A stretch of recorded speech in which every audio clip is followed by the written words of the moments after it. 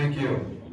It is an honor and a pleasure to be here. I tell you, I can't thank you enough for letting me come across the bottom of your beautiful state. I have learned so much coming across the state, how different people farm in different regions and the challenges and whatnot. It's been an honor, so thank you very much. Let me tell you a little bit about where I am from. West Central Indiana. We farm on both sides of the Indiana-Illinois line. If you know where Champaign, Illinois is, come straight into Indiana and go 15 miles north. That should pretty much zero it in. Now I know I'm 8 hours from home, and I know the farming is different where I'm from than where it is here. I'm not coming here to tell you how to farm. I'm coming here to give you some of my ideas. Hopefully we can take some pieces. We've got a wonderful room here that people want to share their ideas. That's what it takes. So it may not be the same farming, but it's the same principles of soil health. And I want to congratulate Mike and Luke. They did a tremendous job. Thank you for your presentation. I thought you guys said you were rookies. I thought that was pretty good. First go around. Okay, don't hold this against me, but I'm a graduate from Purdue University. I'm a 5th generation farmer. I've been practicing now for about 35 years. I have a beautiful wife, Carol, 2 beautiful daughters, Jessica and Rachel, and probably the best news I've had in a long time is I'm going to be a grandfather. I am so excited about that. Can't wait. Thank you. On the farm, my father, Richard. This is the gentleman who has mentored me, and more importantly, he has taught me how to think. He also taught me how to farm, but he's taught me how to think. Very different. I can't thank him enough. The amount of mental management that's involved in this type of farming is immense. It takes multiple ideas, multiple plans. You've got to be nimble, you've got to be quick. And that's what he taught me how to do, and I cannot thank him enough. My nephew Aaron, and by the way, on the size of farm that we farm, it's myself, Aaron, and 3 other employees, so 5 people on the farm. We've been no-tilling beans for 15 years, no-tilling corn for 10, cover cropping for 10, and farming green for 8, and I'm going to give you my definition. I apologize, I'll try to stay out of the way. I'm going to give you my definition for farming green in just a couple slides. Okay, we are in a 5-crop rotation at home. Most, if not all, of my neighbors are in a 2-crop rotation, corn and beans. We are corn, beans, wheat, alfalfa, and regen. Regen is a year when there's no cash crop. This gives us the opportunity to put out massive cocktails. We can start the season off with a cool season cocktail and then go to a warm season cocktail. Then we can bring cattle in. We graze cattle like these gentlemen do here, that were here on earlier. The thing about the regen is it gives you that opportunity to set up a very successful next cash crop. The question is usually asked, how can you afford to lay a piece of ground out idle and not take any money on it? I don't look at it that way. We no longer look at a single year snapshot of what crops you're growing to determine ROI. It's a 5-year average. So once you start to think this way, and especially here where we're standing today, it's very difficult for you to get your cover crops in a timely fashion. This regen is an opportunity to get that to happen. Now, it's a 5-crop rotation, but it's not 20% corn, 20% beans, 20% wheat, and so on. It is a moving target, it's a rotation, it's a constant moving thing. For example, regen last year, 300 acres. This year, 200 acres. Next year, it'll be 500 acres. It's just like that. It's a moving target. 100% transition to organic. This is not going to be an organic presentation, But everything that I'm doing here can be done, just stopping short of the last thing to get to organic, okay? I'll answer organic questions, but this is not going to be an organic presentation. 100% non-GMO all crops. We use no starter fertilizer. We use no fungicide. We use no seed treatment of any kind, and we use no insecticide. How in the world can you plant non-GMO crops and use no insecticide? I'm going to show you in just a little bit. This is my definition of farming green. Planting the cash crop of corn and soybeans into a growing, living, green cover crop. Termination may not occur for up to 30 days after planting. That's the corn planter. We're planting corn right here into 5-foot tall cereal rye. You will usually read in a magazine or hear presentations, you can't plant corn into cereal rye. Well, you can. We're doing it. Now, this is our old days. I can't do this anymore because of the nitrogen problem. But once you understand that the nitrogen's being tied up up front, and we feed supplemental nitrogen, you can get by this period of the nutrients being tied up. Once we understand that, we can do this. Okay? Again, I cannot do this currently in the organic system because I use no nitrogen. Okay? So I can't do this. But cereal rye is a tremendous cover crop, especially for you folks, because you can plant it all the way up until the ground freezes. December the 1st. Still go out there and put cereal rye down. You may not get much erosion control for the winter, probably zero, but you'll have it there next spring to do either plant corn or beans into. There's the field right there. We rolled the field with an I&J roller crimper. And that I&J roller crimper is on a harms bar, and that harms bar is from this great state of Minnesota. So that to me is exactly what I want to see, and it was referenced earlier about the gentleman said, man, you got all this dead stuff growing between your cash crop. That's what you want. Benefits of farming green. Maximize what the cover crop was intended to do. Some of these cover crop cocktails we use cost $35 an acre. The last thing I want to do is go out and burn all this stuff to the ground on the first warm day of spring.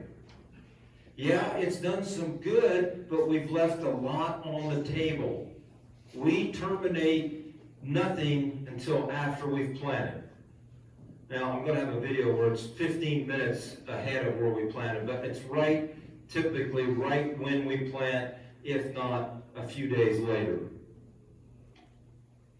Sequestration of nutrients. Cereal grains are monsters on this.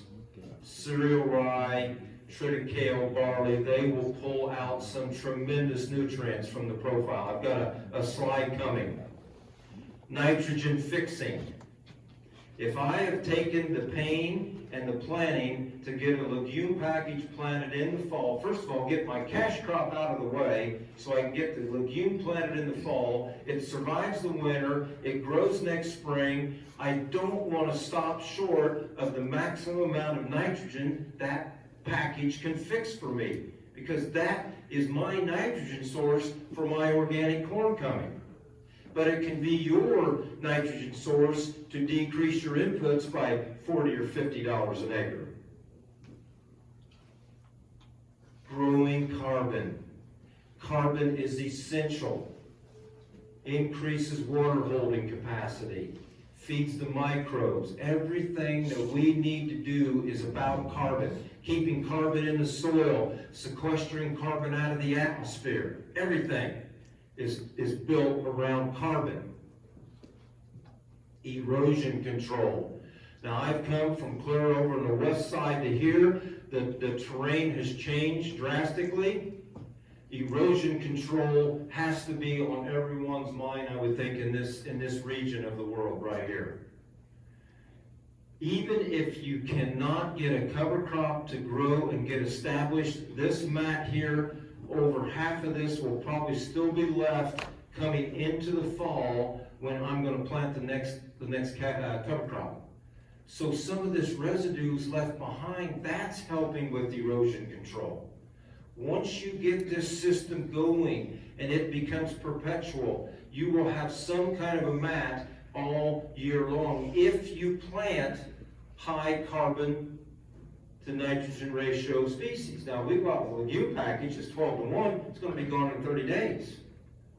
Okay? We just have to understand what we're planning and what the expected outcome should be. Increased pounds of biomass. This is what I'm always trying to do, is grow more biomass. Just like the two previous gentlemen, they want biomass for their above ground livestock so they can feed the below ground livestock. They're putting out 16-way mixes. They're trying to get as much biomass as possible to grow. Feeding the microbes. We've got to feed the microbes. They are what is doing everything. I don't know what they're all called. I don't need to know what they're all called. I know they're below our feet, and I know they're doing the job we need them to do, so we got to keep feeding them. I've read in a book somewhere, I don't remember which book it was, if you take a teaspoon, go out and scoop up a teaspoonful of dirt and hold it up, there's more living organisms in that teaspoon than there are people on the planet. That's powerful. I think I'll put a drop of dirt in on that one. Lance told me not to worry about the splash, so that's what we did. Attaboy. Think about that, they're in 1 teaspoon. So there's a lot of power below our feet, and we've got to protect them. Armor the soil. This is so important. This right here, this mat, this mulch, whatever you want to call it, when my canopy is not closed in, and we've got a nice sunny day out, and the sun's bearing down on the earth, and wherever we have cover, we're going to be 15 degrees cooler than anywhere else, and we're protecting those microbes from being scorched and burned up from the sun. This mat the benefits of this are endless, absolutely endless. Limit evaporation. This is critical when it gets hot and dry. Last spring, we had a miserable spring, just like you folks did. We planted 0 days in April, 1 day in May, and the rest of our farm was planted after June the 2nd. It rained and rained and rained. These gentlemen who were talking about water infiltration rates, this is what you use to do that. Our farm, we're at about 5 inches an hour right now, on the average. So we can take a 5 inch an hour rain event and have it pulled into the profile. All that rain was coming, we couldn't be in the field, but our profile was filling with moisture and it was holding it. Then Mother Nature said, you know what, we need to give you a little more stress. So June the 4th, it didn't rain again for 6 weeks. And we hit 92 degrees. Our profile was full. We had the armor on the soil. We were limiting evaporation. Now the system is paying huge. All of our neighbors' corn, conventional tilled fields, the ground pounders, as I like to call them, their crops were just folding at 3 in the afternoon. Corn rolled up, looked like a cigar, pineapple, whatever you want to describe it, and they were folding. Well, I actually took the thermometer out and took temperatures, and we were 15 degrees less temperature than my neighbors were across the road. I know you probably shouldn't do that, but I just went in a couple rows and stuck the thermometer in. That is critical. That saved us. I don't even know how to put a value on that, but that is huge. In the system that we are headed down, this is extremely critical for me, suppressing weeds. I told you earlier, we're transitioning organic. Here's the rest of the puzzle. We're going to do this cover crop, no-till. There will be no tillage on our farm.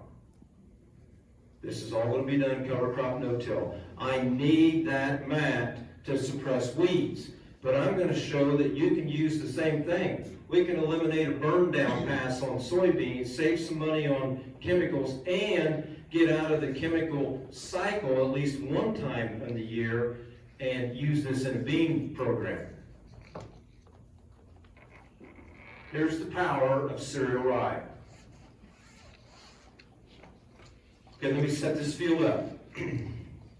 This was a field of corn last fall, harvested the corn. We came in with 100 pounds of cereal rye, okay? Drilled with an air seeder, 100 pounds. Then we came out in the spring when it was coming out of dormancy, and it was about 12 inches tall, and I got the idea, you know what, we need to sample what's in this cereal rye. I want to know what's happening here. So my guess is, most of the cereal rye across the country is terminated at this point because people don't want it to get out of control. I can't let it get too big. It's gonna be too hard to deal with. I gotta get it now. Well, that's fine. You've done some good, but we've left a lot on the table. Now, right here, it's already starting to tell the tale of why we have to change our nitrogen management on corn into cereal rye. It's already got 82 pounds tied up.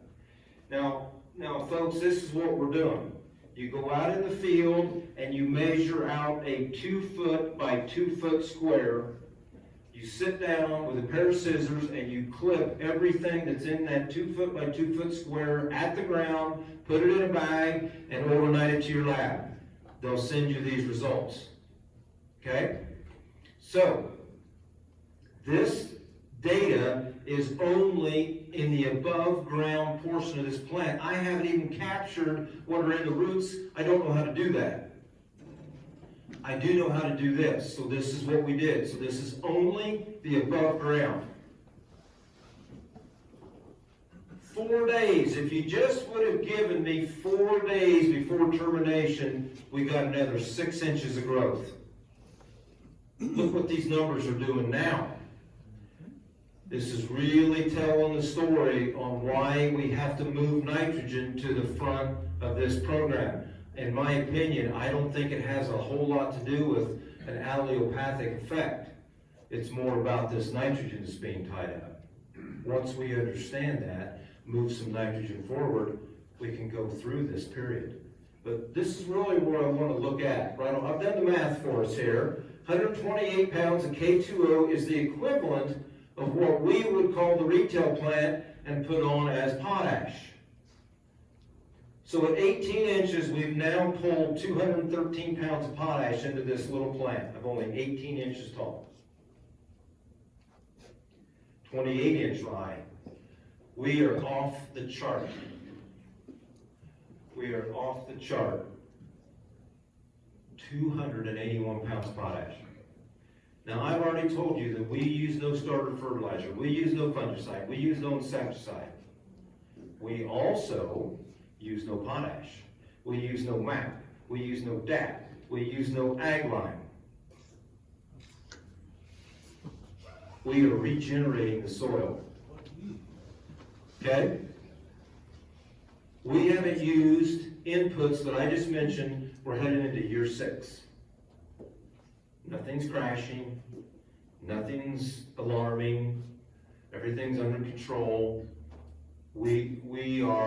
Our average pH on the farm is 6.8 and rising, and we haven't used any lime in 6 years. We've taken the acid out, we've taken the salt out, we've taken the chemicals out, we've taken out everything that's scorching our soil. It's gone. Okay, thank goodness I had my brain hooked on here when I did this. Because usually someone by now has asked me, and said, well, that's fine, Rick. You pulled up 281 pounds of potash, but what's available for my plant? That's what really matters here. So this is where I had my brain hooked on. I came back 2 months later and took a sample of the dead rye. Okay, this rye was terminated with that I&J row of Crimper on June the 1st. So we laid her down flat to the ground, terminated, it was over. Came back 2 months on August the 1st, pulled another sample, and this is what we were at. So now, if you want to do the math, you subtract 65 from 281, that's what was available for my soybean plant. More than enough potash. This is why when we get into this system, this no-till cover crop, but not only no-till cover crop, farming green, because now we're letting these cover crops grow much further into their adulthood. We're getting way more benefits. We can start to take these inputs away. What drives our system? Building soil health. I really don't need to put anything else up there but that. I cannot stress enough. If I lose soil health, I've lost everything I've already told you. I have to go back and start over and start bringing all these other attributes back into the system and then figure out how to get them back out. I'm not doing that. I'm too old. Soil health, soil health, soil health. I can't say it enough. Diversification. Those young men have figured it out. They got 16-way mixes going on. I applaud them. Diversification. I'm going to tell you that cereal rye and soybeans are a no-brainer together. It is a no-brainer. You must do it. But that's not good enough. That is not good enough. If we cannot fall into a monoculture of cover crops like we've fallen into a monoculture of cash crops. We can't do this because there's going to be hell to pay. There's going to be diseases. There's going to be pests. There's going to be something come in that's going to crush you. So if you have an opportunity to put something with the cereal rye, please do it to get the diversity. We don't know what the microbes want to feed on, so give them a variety and let them decide what exudates they want to eat. Cash crop rotation. I know this is very difficult. You can only have a cash crop rotation of what you have a market for. I do know that. But we've got to get creative. I think I hear hints of small grains being raised in this area. Take advantage of a small grain. And then please then, if you do raise a small grain, don't double crop beans. Get a warm season cocktail out and take advantage of the limited growing season that you've got. You know, we can't any longer put up with the excuses of it doesn't work here. I'm too far north. Guess what? There are thousands of acres planted above us where we are, and they do it. And those folks reference you folks as the South. That doesn't happen very often. We've got to stay on this. Data collection. It's not so much data collection as it is what are we doing with the data. Every single one of us is collecting data on our phone for Google or Amazon or somebody. I mean, isn't it amazing how if you go online and you search for one thing, you search for a football for your son. Within a few hours, you're going to be getting football ads coming to your phone. They've figured out how to use the data. We need to do the same thing. We've been collecting data for over 20 years. That data makes me able to sleep at night because I've got a lot of my answers already figured out. We still test all the time. But data is so important to success. armoring the soil, I've already talked about it. Building human health. I don't think we think about this enough. I am no longer putting my employees, their families, or my family in harm's way of chemicals and pesticides and insecticides again. I'm not doing this anymore.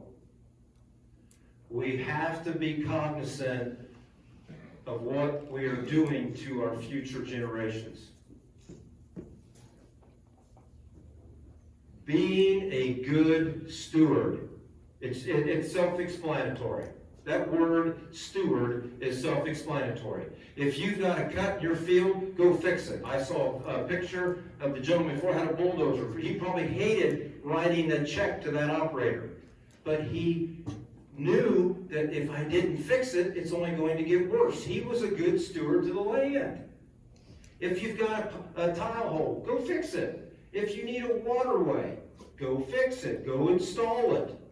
I'll bet you there's a program from the government officials in the room that will help you build a waterway. Be a good steward. ROI. This is where it all winds up. All the hard work and all the grit and determination boils down to this right here at the end of the day. Now this is the last thing I'm going to put on this slide. Do you see yield on there anywhere? Yield does not drive my system. Now I know I went to Purdue, but I do know that yield is calculated for ROI. I know that. But yield is not why I get up every day and do what I do. Yield will come. If you do all of these things that I have listed, yield will come along for the ride. I just don't even think about yield. And you're going to see in my second presentation, it's all about the economics. And you're going to see why it makes, I hope you can stick around, you're going to see why it makes a little bit of sense on why I'm not so hung up on yield. Balance. This is what I've been talking about. We are heading toward balance, a symbiotic relationship with Mother Nature. Predator to prey, fungi to bacteria, balance. This is why you can plant non-GMO corn with no insecticide, because we are heading toward balance of predator to prey. Whatever species preys on corn rootworm is not in your profile because we've been killing it with the salts, the acids, and the chemicals. That's why there's corn rootworm. We've taken all those things away. So we now have that prey that's there to keep the corn rootworm in check. That's why we are heading into year 6 of non-GMO corn with no insecticide. And folks, we're one of the few farmers in the county that are non-GMO. Where do you think all the pests and things are going to come to? One of our fields. Because we have nothing to protect ourselves, and the system's still working. We've got to be heading toward balance. Am I there yet? No, but I'm closer than I was 10 years ago. Bacteria to fungi balance. We do Haney testing on the farm. Now, I don't do it on every acre. We take sections of the farm that are, we take a spot in a field that's representative of maybe 500 acres. And then 500 acres over here, and 500 acres over there, and we'll do a test. We do it twice a year, spring and fall, because I want to see when is the most activity of the microbial biome. That's the main reason why I do it. We take it in 3 places in the field: the highest production spot in the field, the worst production spot, and the average production spot. Now, the one thing that I've noticed on these Haney tests that I am really pleased with, our farm is shifting from a bacterial-dominated environment heading toward a fungal-dominated environment. And that's exactly where I want to be. So everything is heading currently in the right direction. Change is good. We have to stop doing things the way Dad did it or the way Grandfather did. And they did a great job. I don't mean to offend that era. That's not why we're here. We have to realize, though, that we've got to change some ways. Change is necessary. I have totally ripped our farm to shreds. Turn it upside down, inside out. We do absolutely nothing the way I was taught how to farm. And I believe we are headed in a fairly solid direction. Change is the answer. It's got to have to take mental change and start implementing some of these practices. There are all kinds of people in this room willing to help. Seek them out. I guarantee you there is somebody in this room that should be up here instead of me. Somebody in this room has been no-tilling for 30 years. I guarantee it. Every single place I ever go to speak, there's somebody been no-tilling for at least 30 years. My first stop, it was in Heron Lake. Gentleman walks up and says, I've been no-tilling since 1982. Wow. Go find that guy. Tell me about your journey. How do I get there? There's somebody in the room right here. Find those people. They're your neighbors. I am thoroughly convinced that as soil health goes up, so does human health. We just don't think about this enough. The soil is exactly like us. Our guts are full of microbes. If we don't keep them in balance, we get sick. If our fields aren't in balance, they get sick. 30% less nutrient density than 25 years ago. How in the world can that be possible? We're supposed to be so smart.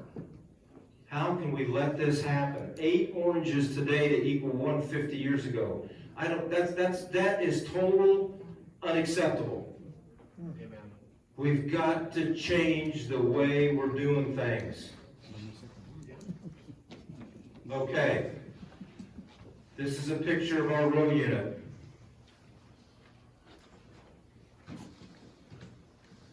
Right, you might want to write this down. Prescription Tillage Technology. That's the company of that guy right there.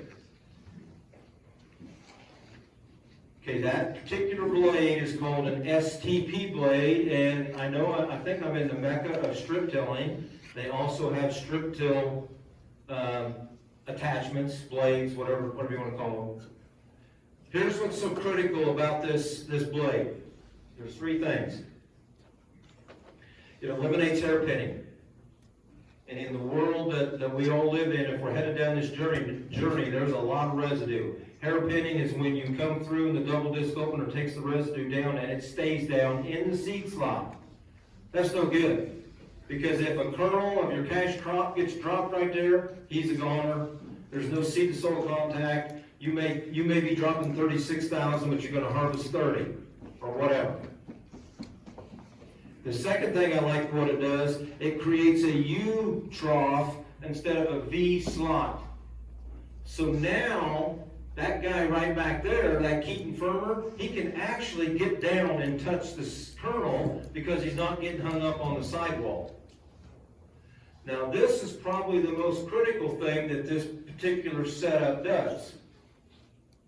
As this is rolling through the field, it has a lifting and crumbling action as it's rolling through the field. So when the conditions are correct to be in the field, and when the conditions are correct, this will crumble down and pretty much cover 3/4 of your seed. So this spader wheel has very little work to do. But I love this spader wheel. It absolutely destroys the seed trench. Destroys it. and then I got a drag chain to smooth it all out. Now, this will work up to about 48-inch tall cover crop. And then we gotta go to something else. It just can't handle cover crop any taller, it just wraps up too bad. Now notice, there's no row cleaner and there's no coulter. You don't need them. This is pretty simple. And the cost of this double disc opener is about the same as your OEM blade. Okay? Weapon of mass destruction number 1 against weeds is my John Deere air seeder. I really don't care what your tool of choice is, just get a tool. I don't care if it's a vertical tillage tool with a Valmar box on it. It's probably a better setup than this in some instances, because that's going to give you a broadcast of cover crops, where mine is only, I'm on a 10-inch spacing. I wish it was 7.5, but I'm on a 10-inch spacing. It works fine.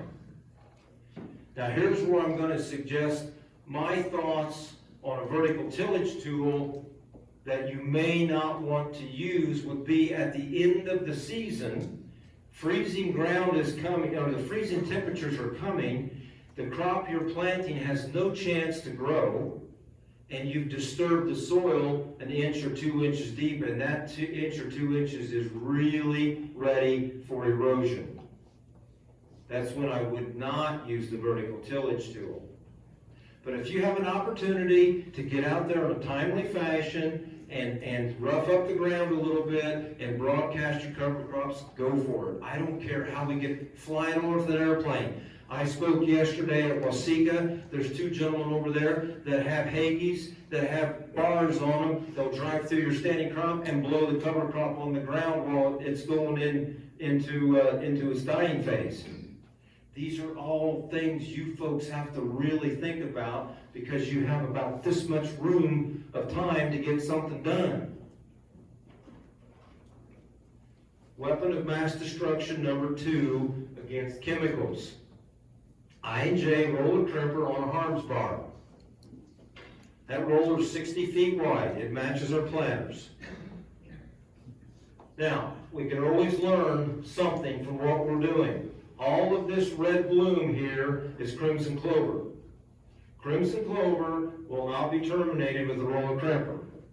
In about 20 minutes after this was taken, every stalk of crimson clover stood right back up. That's okay. I don't use crimson clover anymore because I can't terminate it. But it's a great clover if you still are going to use a chemical package. Be fine. Okay? This is the cocktail that I like to put out ahead of corn. And it's not necessarily has to be a haywire, but it needs to be a 4-each oat, in my opinion, because I'm all about biomass. I've got to be laying down biomass. Austrian winter peas, I understand, will not survive your harsh winters. Take them out. Fixation clover, I'm using that because I am no longer using chemicals. I can terminate fixation clover with the roller crimper. It has a hollow stem the size of my pinky, and it snaps as soon as you step on it. Okay? Maybe fixation clover you don't prefer, you're still in a chemical termination, then plant red clover, plant mammoth red clover. I don't care what you plant. This is kind of designed for a mechanical termination. But you folks can use this to your advantage. Sorghum Sudan is a huge proponent for the growth of mycorrhizal fungi. That's why I use it in every cocktail if I'm ahead of my freezing date. It makes mycorrhizal fungi grow. Mycorrhizal fungi are the backbone of the communication network across the microbial biome. If any exchange of nutrients or minerals are taking place, it's due to mycorrhizal fungi.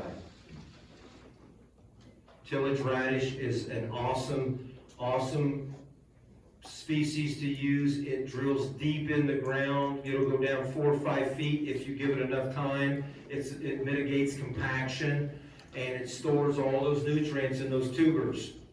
You've probably smelled them dying throughout the winter and the spring. If you haven't, then nobody's using radishes. But anyway, those tubers will get as big as these glass tubes up here or bigger.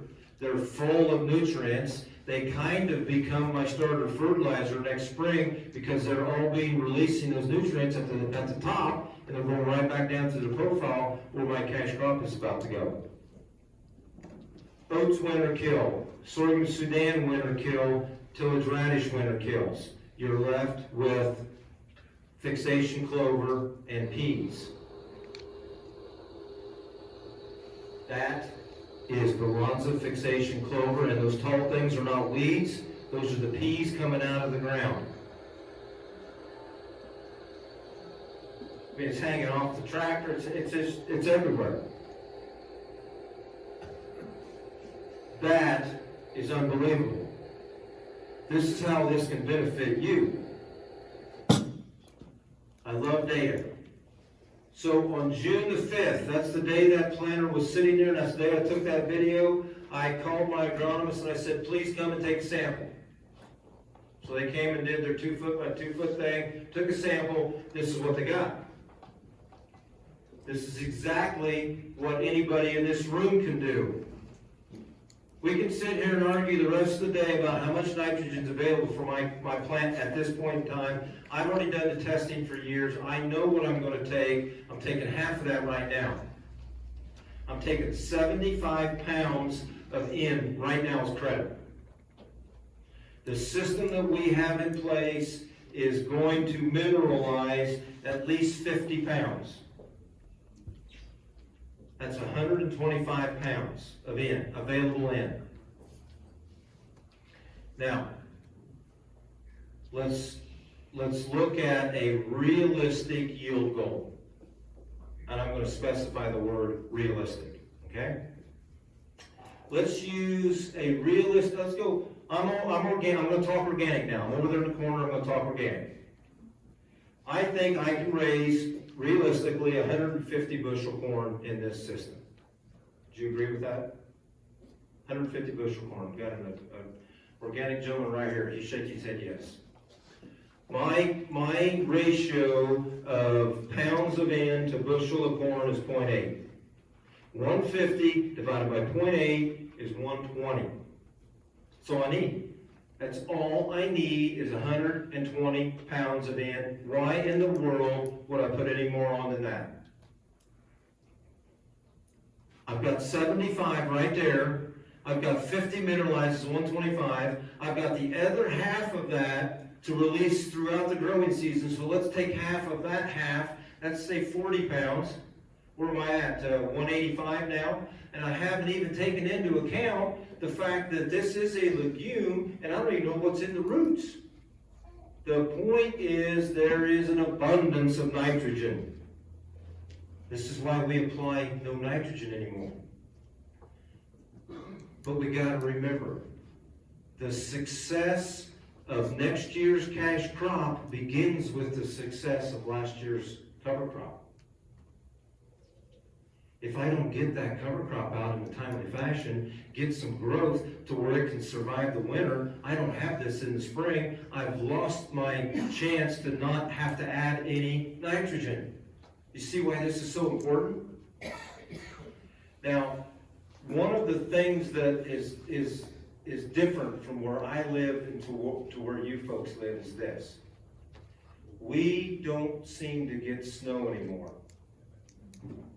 And we will get to 0. Last year we got to -10.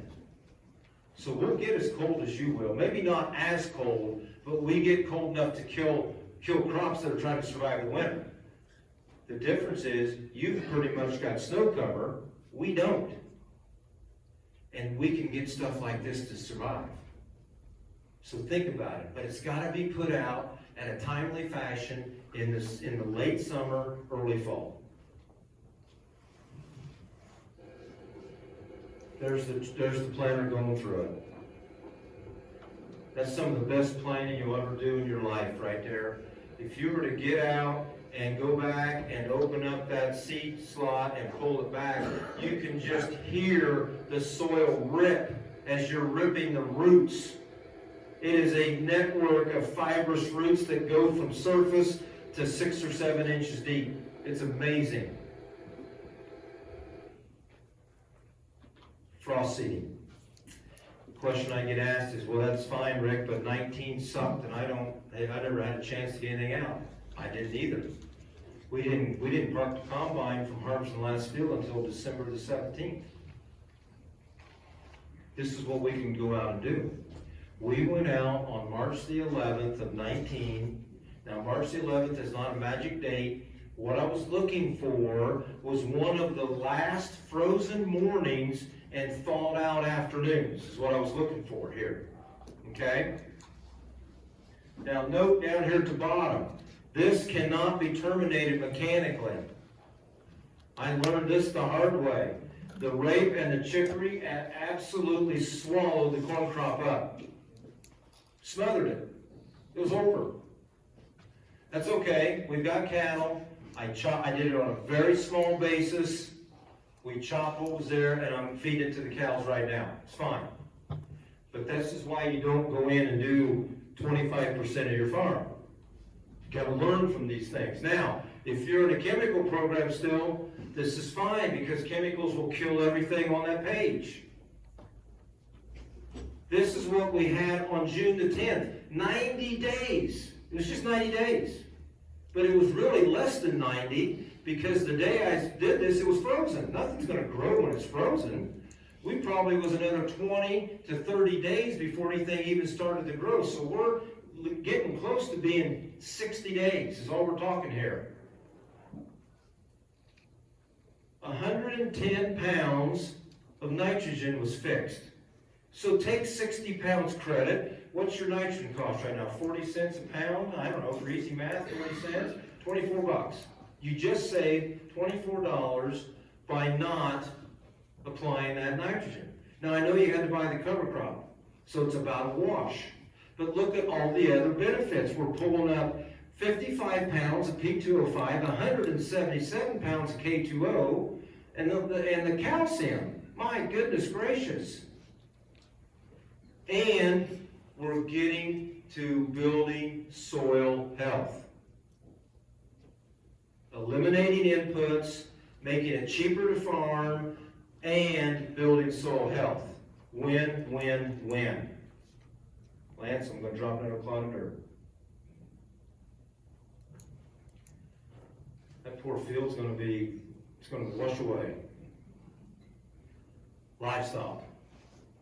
The gentleman that preceded me absolutely did an outstanding job of presenting this. The most efficient and quickest way to build soil health is to get cattle on the farm. High impact, paddock grazing, in, out, gone, move to the next paddock. This fits in very well with a person that may want to transition to organic. This is what we do in year T2. Regen, cattle, gone. Massive cocktail, the gunslinger, with some other things. Sunflower, sun hemp, cowpeas, things we don't get to plant very often. And get ready to grow a tremendous organic certified corn crop the next year. Okay? But if you're not going organic, it still is a huge benefit to what they do to the farm. It takes infrastructure. You got to build fence. You got to either run water for many miles or dig wells. You got to have electricity. Nothing's easy. There's the fence. It's very cheap.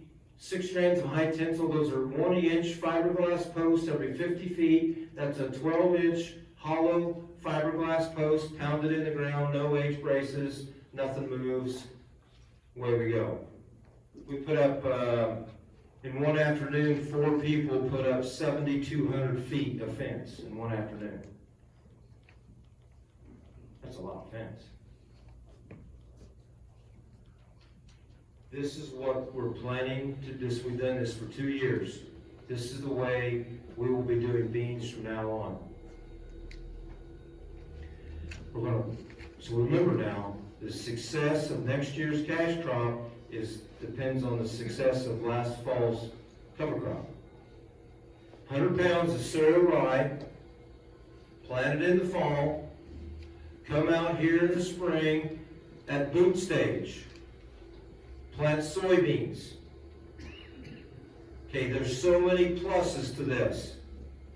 We're reading now and we're learning now that soybeans need a bigger window of photosynthesis. Okay?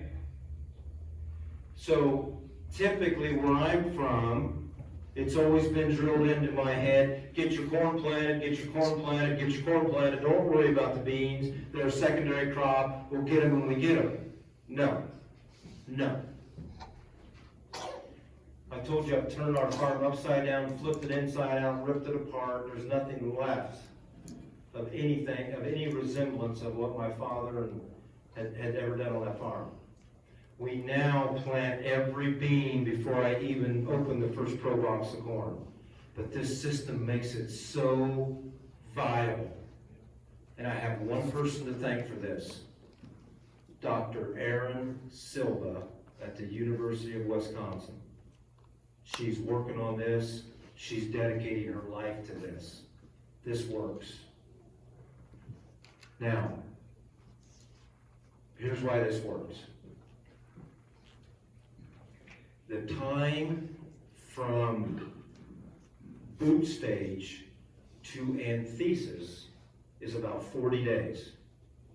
Anthesis is the point of life in the cereal rye that the protein lignin is at its highest and it's the most vulnerable. It's like a pencil, snap. It's the most vulnerable to be terminated. So now at anthesis, we're rolling the field with the I&J roller crimper. Now this is beyond anthesis because we had such a terrible spring. There's the beans, but now what's critical here is we don't want the beans to be over V2. So that time of boot stage planting to anthesis, the beans will be inside of that growth stage. You roll, there's the roller, you saw the chevron sticking off of it. You roll this whole thing down, beans and all. Now this mat is the mat for weed control, and the beans are just fine. Now there is barely enough cereal rye there to do it. It did not hold here like I wanted it to. You can tell. We got way too much opening here. That's why we've got to have 100 pounds plus of cereal rye. Now, another thing that's going on here is the roller crimper has dinged the apical bud, and it has now sent a message to the soybean plant to stack nodes and put on lateral branching. So when you walk into our soybean fields, our nodes are within 2 inches to 3 inches apart from each other, stacked all the way from top to bottom. And typically 6 to 8 clusters of beans around these nodes. If you've ever gone to a presentation on how to raise 100 bushel beans, they want you to spray the beans with Cobra at the very early growth stage. It's doing the same thing. This is. There's the same field on July 19th. Now, again, I'm not stressing organic here, but let's roll into a conventional system. We've just eliminated a burn down pass of chemicals. We've got a cover crop out there doing us good for building soil health. We've made it all the way to July 19th. Now, if you can afford to live with a few weeds, because there were some weeds that came, but nothing that hurt yield, then don't do anything. If you feel like you need to scout and go out and use a post, go right ahead. I don't think you need to, but this is a way to cheapen up your farming and become building soil health. Okay, June 26th, this is corn. Looks like a train wreck. I need to really tell the whole story here, Lance. I'm already over. Can I keep going? All right. Yeah, go for a little bit. Okay, this field was in our system for 7 years. And in one afternoon, I destroyed this field. Absolutely destroyed it. We ran a disc 2 inches deep, twice. I wish I would have taken a picture the day I planted. I failed to do that, I apologize. There was nothing left. The field looked like this table. It was brown, there was no green left. We buried it, we killed it. Yay, we did a good job. No. I think the alfalfa came back thicker than it was the day I disced it, okay? I think we cut every crown and that sent another lateral branch out and the alfalfa came back even worse. This is what we're looking at, but I need to tell the rest of the story, and I'll go quick. My agronomist called up and said, hey, I've got a penetrometer, can I come and look at some of your fields? I said, sure, I'd love to. We went to 6 other fields, not this one yet. We went to 6 other fields that are in the system of no-till, cover crop, all that. And I literally could hold my 2 index fingers on the penetrometer and take it all the way to the ground. I was jumping for joy. I couldn't believe how mellow and no compaction our fields had. So then I said to the agronomist, I can't wait to get to this alfalfa field. It's been alfalfa for 3 years. Those roots are probably 20 feet deep. We're going to have holes everywhere. This is going to be like going through butter. I get there, I get out, I walk in the field, I've got my 2 index fingers out, and they just turn straight down. The bar goes nowhere. Like, what's going on here? So then I grab a hold of it with 2 hands, and I am now leaning into it. I'm almost up to 400 pounds. I cannot get it in any deeper than the depth the disc ran. Validation. Never till again. Okay? I came from 6 fields, 2 index fingers, and shoved a 4-foot probe in the ground. The good news is the corn had enough will to get through that hard pan, and it looked like that. Okay, I'm never going to till again because for one, it didn't work. For 2, it created a tremendous amount of compaction. Luckily, the crop got through it. Now, the point here is, again, you don't have to go organic with me here. But man, what a way to cut some input costs. No-till alfalfa I went through the slide too quick. The plan moving forward is no-tilling corn into alfalfa, then flail chop it when it's at V1. I did that. I did a no-till corn into the alfalfa, did nothing. No-till corn into the alfalfa, flail chopped it, and disked the rest of it. Did a yield check at the end of the fall, no difference.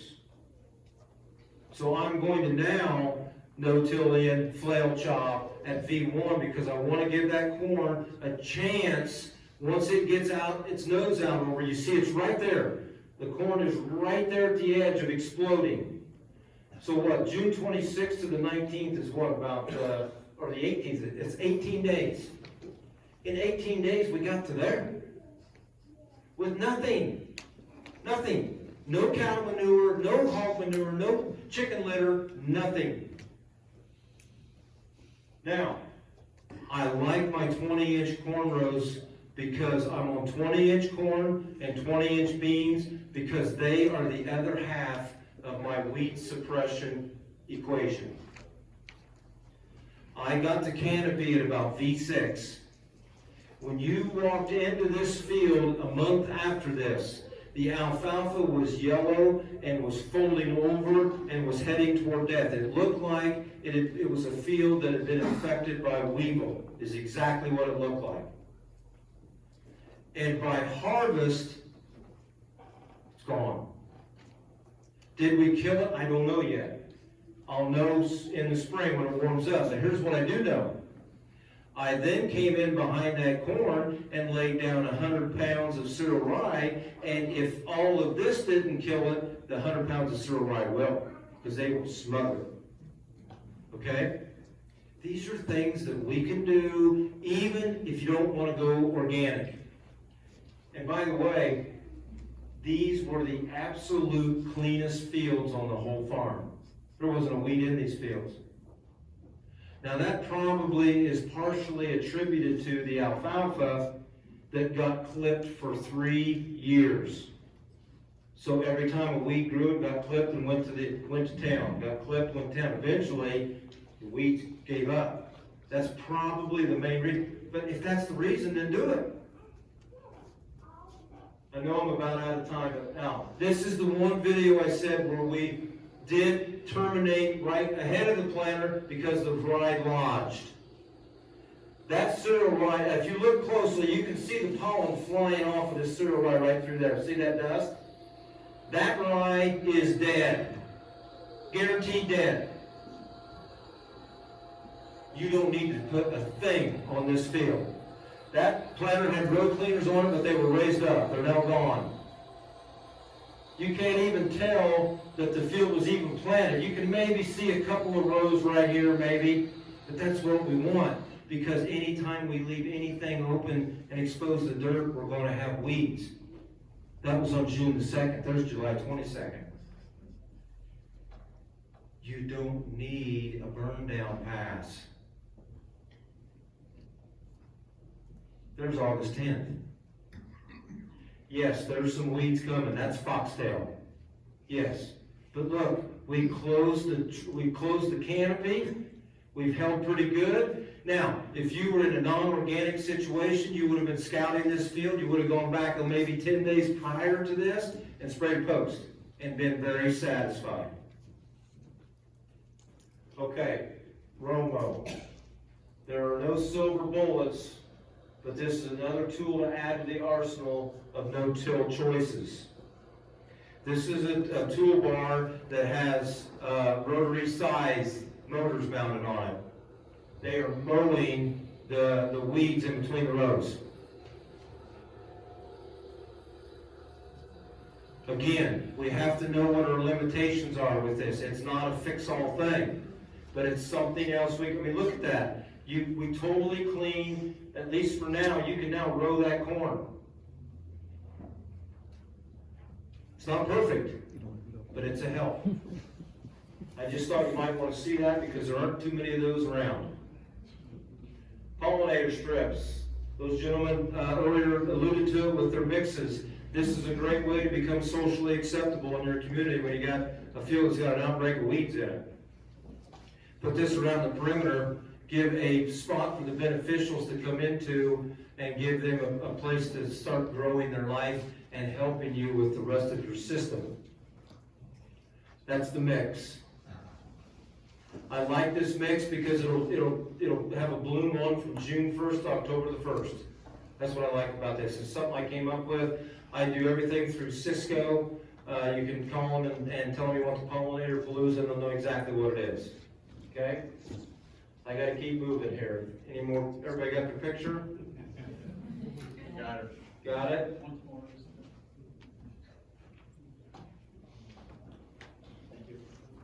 If you are not uncomfortable with what you are doing, then you are not trying hard enough to change. It's that simple. If you are not uncomfortable, then change.